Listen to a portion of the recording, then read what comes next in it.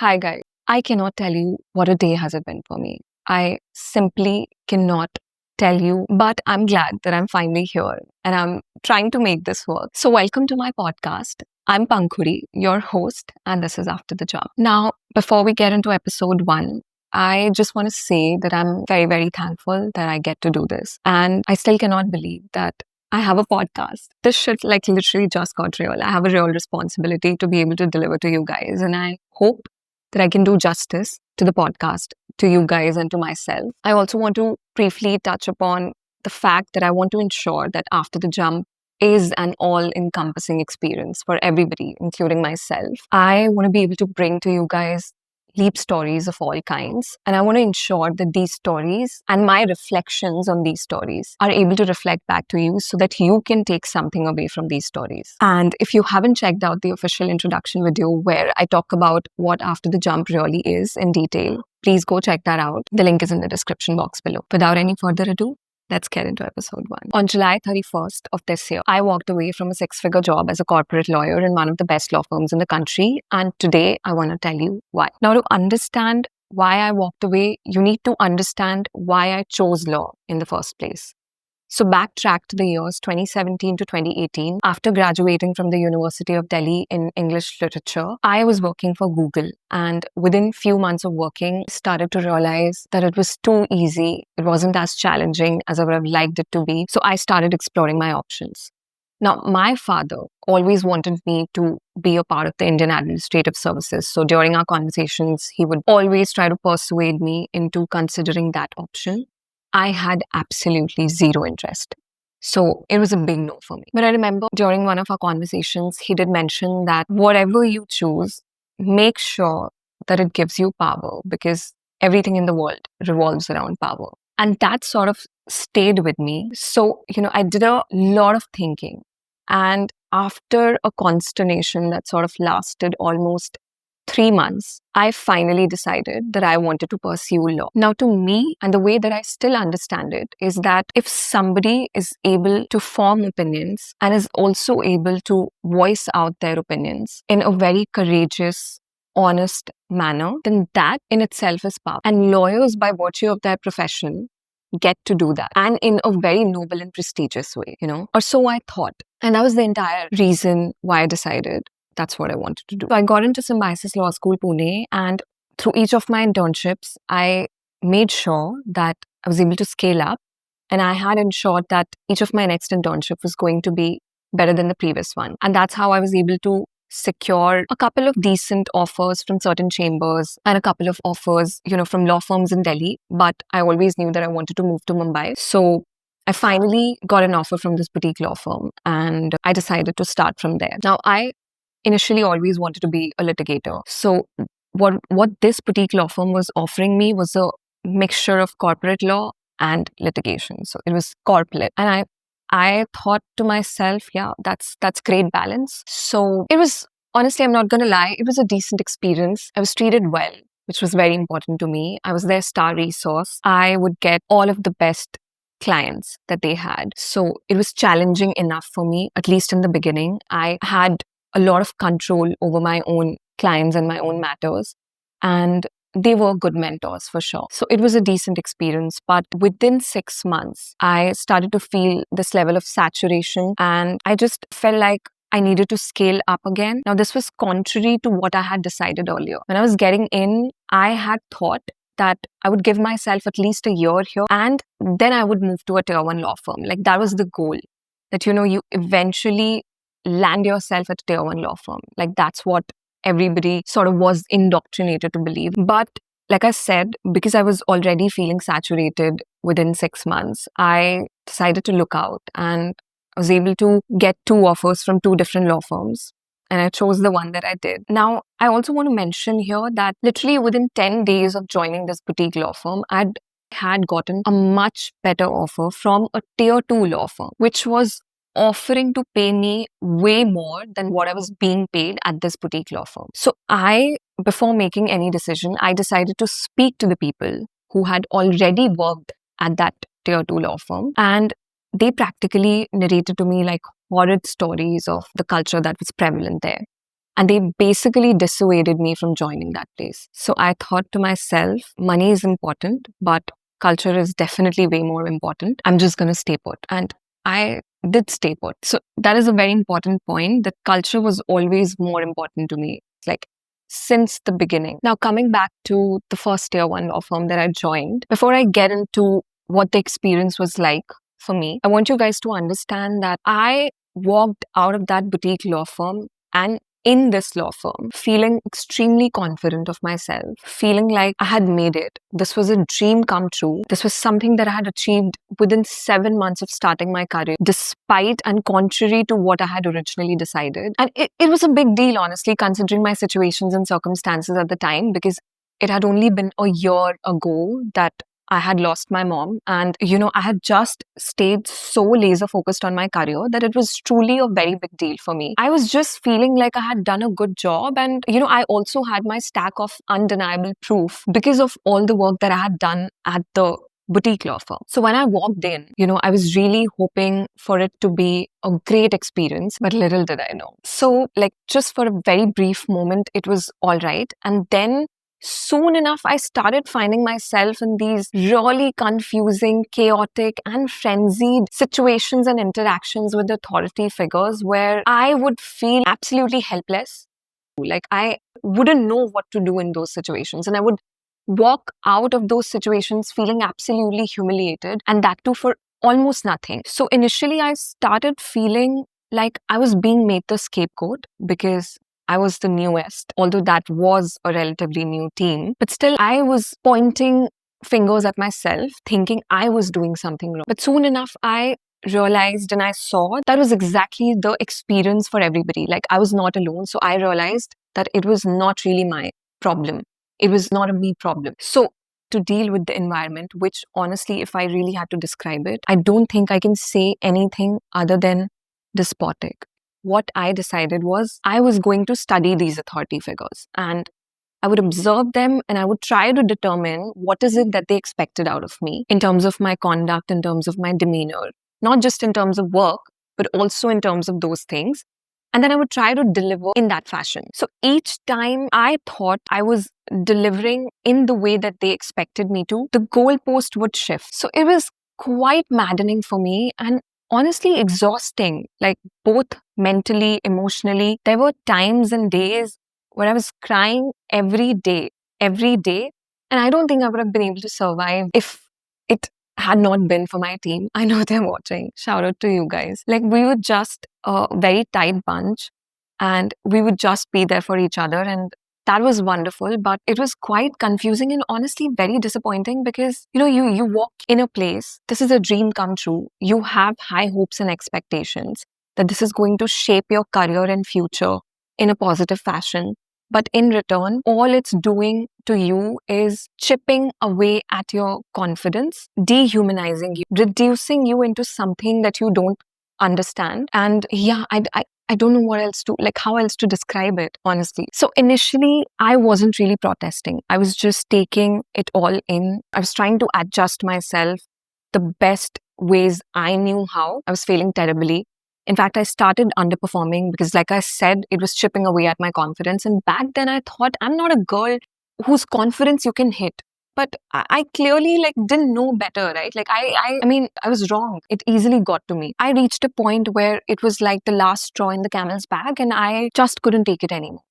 It was almost as if I was deliberately underperforming because I would wake up and I wouldn't want to come to work. Who would want to come to work where the environment is not supportive of your well-being, your mental health, and just your ability to be and function? So I would wake up and I would just be like, oh my God, this is going to be exhausting and I have to do this all over again. It would just feel like a task. I didn't have it together and they had increased the term of my probation by 3 months. And close to the end of that term, I was called in for a chat and I was told that it's not working out. We need you to put down your papers. All I said, and I quote, okay, that's it. That's literally all I said. They had to coax me to say something more. They asked me, do you not have anything that you want to discuss? And then I said that it was quite clear to me that you were trying to an unfavorable situation for me by not giving me any more matters so that I would on my own quit. You were practically trying to quite fire me.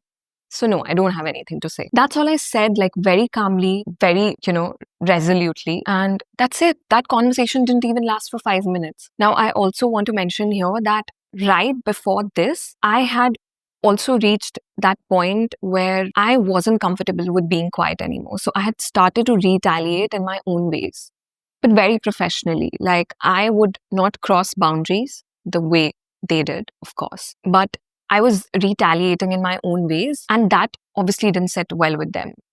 They couldn't stand to be challenged. So I know that that factor as well played a role, like a huge role in why they were trying to quite fire me. Anyway, I walked out of that chat feeling quite relieved. I cannot tell you how happy I was.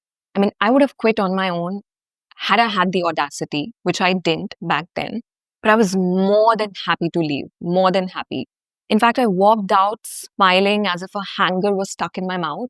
So I was practically done. Now, I honestly walked out quite traumatized, and I started to feel like I didn't want to be a lawyer anymore, at least not in a law firm setup, because I was thinking to myself that if the foundation of these law firms is erected upon constant criticism and not having any appreciation or even acknowledgement for that matter towards what is being delivered, then I don't think I want to be a part of that structure or that system, because that way, contrary to what I was thinking and contrary to what I understood it to be, these structures they are not trying to sort of create leaders. They are trying to create a herd of sheep, and I am no sheep, or at least I don't want to be one. So I thought to myself that I'm not doing this. I'm not doing this anymore. So for a good 2 months, I took a break, but after 2 months, I think I cooled off a little bit, and I decided that I wanted to give it another shot and I wanted to see what else is out there. So I sat for 2 interviews, and both of those were 2 different tier 1 law firms. And honestly, I was very clear about what is it that I was looking for, the kind of culture that I wanted, the kind of expectation that I had from the person who was going to be running the team, and how I wanted the team to look like. Otherwise, it was not. I was very sure in my head that it was not going to be supportive of my growth. And that was essentially my primary focus. And I was also very sure of the fact that I was not going to settle below the designation that I actually wanted. So I'd walked out as an A0, and I had decided that I was not going to take anything less than A2 as a designation, because that was corresponding to the number of years that I'd completed after graduation. So I walked in, and I'm not going to lie, it was a much better experience as compared to the previous tier 1 law firm, hands down. In fact, the first year was quite good. I was doing well at work. After a year, naturally, I wanted to scale up again. I have these leadership skills and abilities in me that I wanted to showcase fully. And I wanted a full runway, a full platform for that. And the only way I could have done that was by getting a promotion in that structure and setup. By this time, I was also working with a couple of interns and juniors in the team, but I knew that I needed more. I knew that I was ready to don more responsibility. I was ready to feel more challenged. I wanted to sort of expand upon my potential. And, honestly, I have this mindset that the right kind of leaders will put you in places and situations, and they will give you those opportunities where you are challenged, because they believe in you. They believe that you will be able to do what they're asking of you, even though that particular situation may be something that you have not handled before, not dealt with before, but they believe in you to be able to do that. And that is the mindset that I come from. And that's precisely what I expected out of my team as well, that this is how we should be running the team.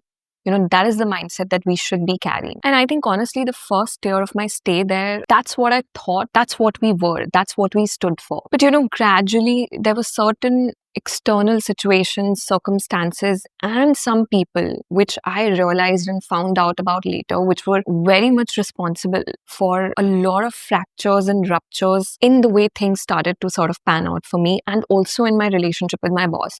So I honestly had a wonderful relationship with her.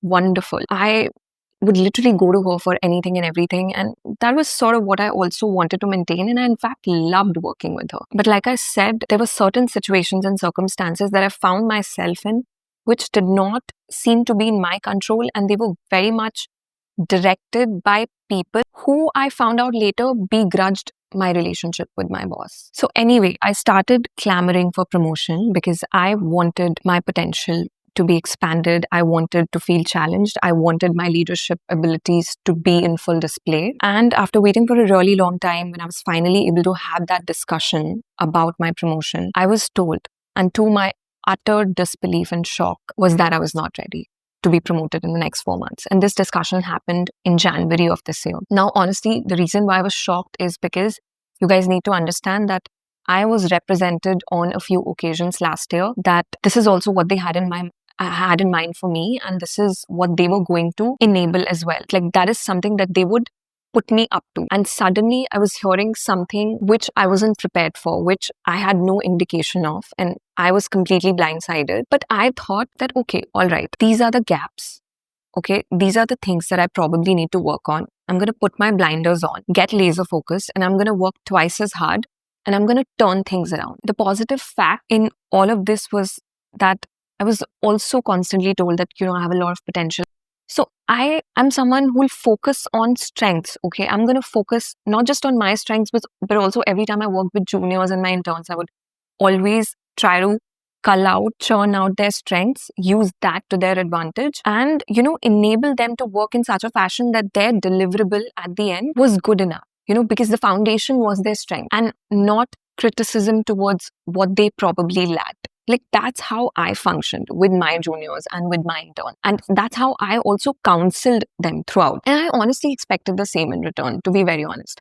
So I took that feedback and I started, working twice as hard. And in 3 months, for example, if I was at a C, I know, because I measured my own progress, I know it as a matter of fact that I went from that C to either an E or an F or a G. I was happy because, come on, you've got to measure your progress, right? Like that's what, you cannot become this well-rounded individual overnight.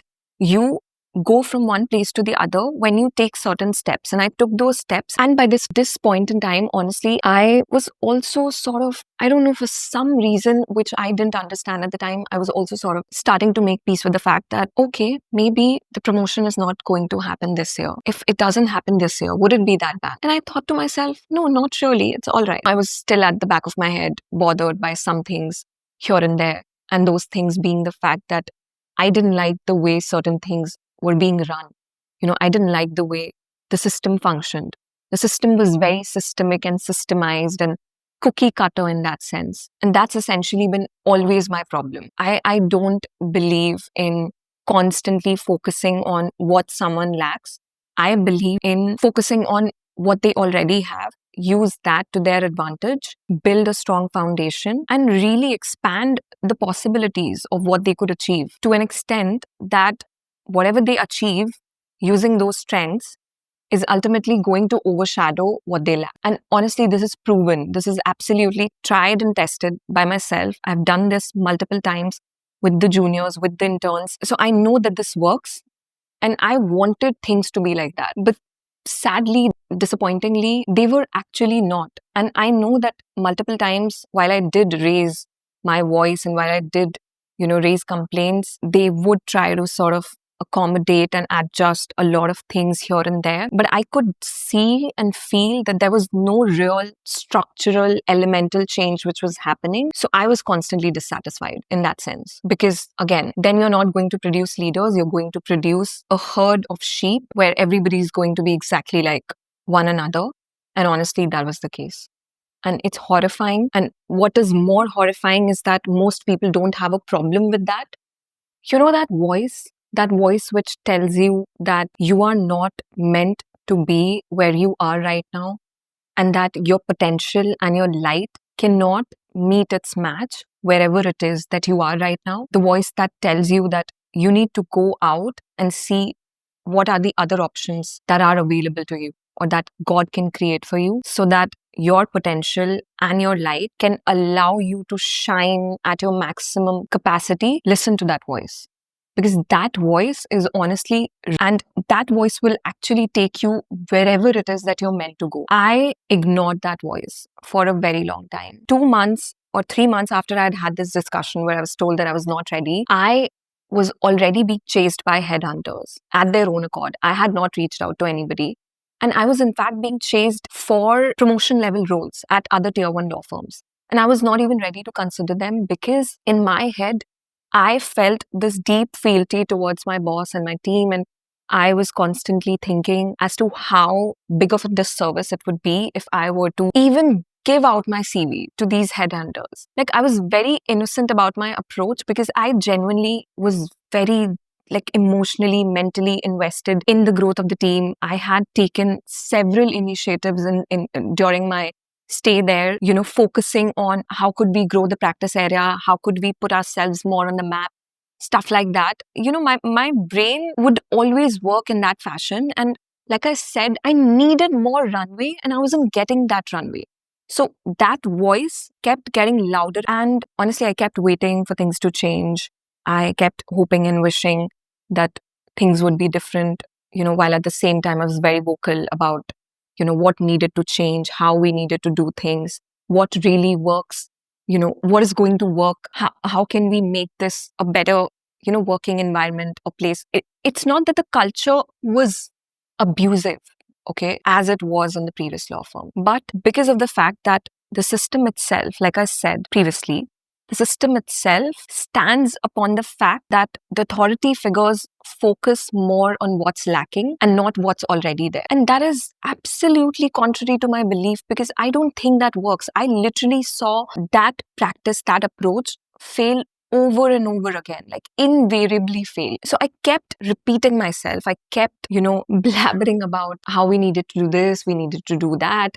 And I was heard to some extent or the other. But like I said, it was almost as if people were wearing a mask, but gradually the mask started to come off and the rose-tinted glasses that I had worn for so long, they started to get bleaker and bleaker. And eventually I had to take them off and see the truth for what it was. Cut to the month of May, I started making these lists of pros and cons of staying. And I think I may have drawn up about 4 to 5 drafts. And I was also speaking to my friends at the time about how I really wanted to leave. And I remember my best friends, they kept talking me out of it. And I would show them the list as well. And the side that had pros of staying would keep getting shorter and shorter. Not that it was ever really long to begin with, but in the end, all it had left was familiarity and security. Not good enough reasons to stay anywhere. There is no denying the fact that I was obviously very scared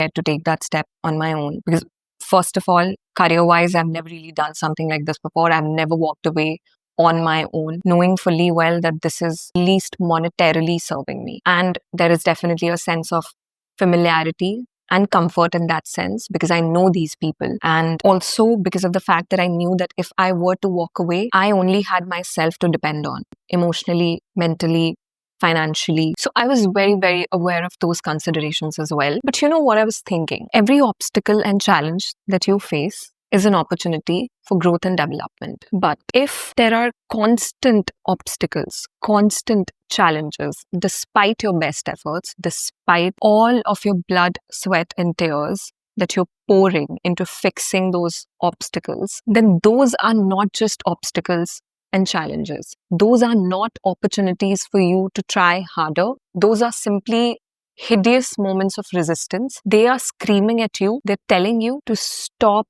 trying harder. Choose different, be different, approach different.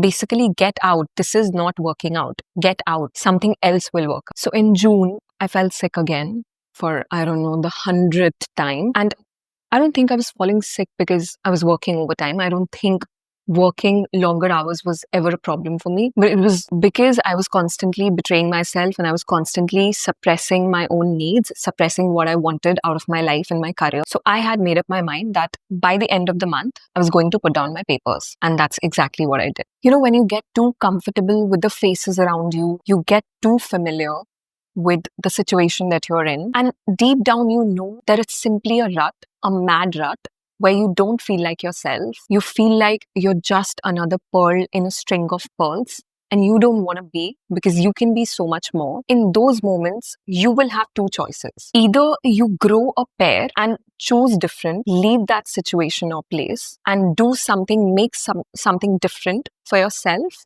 like a different situation for yourself, or wait for God to brutally kick you out. It's really your choice. So I made that choice. I put down my papers, and although I had started applying before putting down my papers, like I'd finally responded to the headhunters and I sent my CV out and I heard back as well. I did go for a physical interview. Right after that interview, got the answer. And I was told that they would wait for me to get back to them. And that was clearly an offer which I had secured out of fear. As I was walking out, I felt like the entire building was closing in on me and it was going to consume me and leave me breathless. So I did tell the headhunters that very day that I don't think I'm going to say yes at all, but let's just wait. I waited, but right after putting down my papers, in a matter of few days, I officially said no, completely walked away and haven't looked back ever since. What has been my takeaway from this entire experience of going through that entire rabbit hole, that hamster wheel in my head where I wasn't able to soothe myself? I was trying to face my fears and sort of going back and forth, but I eventually did, just to be able to trust myself in a fashion that I will be able to figure it out later. And I will figure it out as I go once I move out. The takeaway has been that God will test you in ways you couldn't have thought possible. Present opportunities in front of you that you thought you earlier wanted, that you were chasing after, but now you have grown into that consciousness where you know that you can achieve so much more. You know that you are meant for so much more and you can be so much more. You deserve so much more. And your potential cannot really unravel in the bullpen of a very systemic corporate cell. You don't have to be another sheep in the herd. You don't have to be just a pearl in a string of pearls which look exactly alike. You can choose to be different. You can just choose to trust yourself, like face that fear head on, take that trust fall, just make that jump.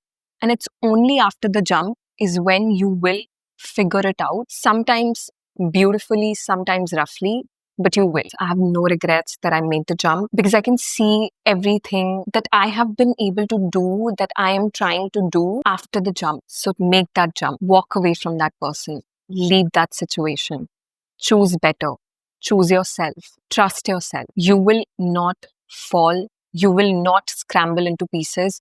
You will land if that's what you want. You just have to trust yourself enough.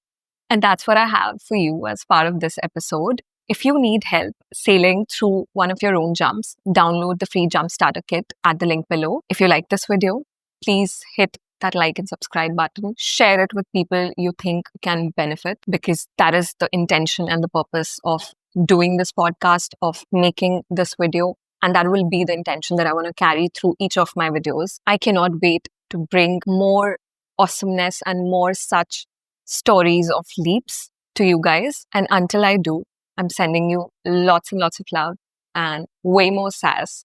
So see you soon. Bye.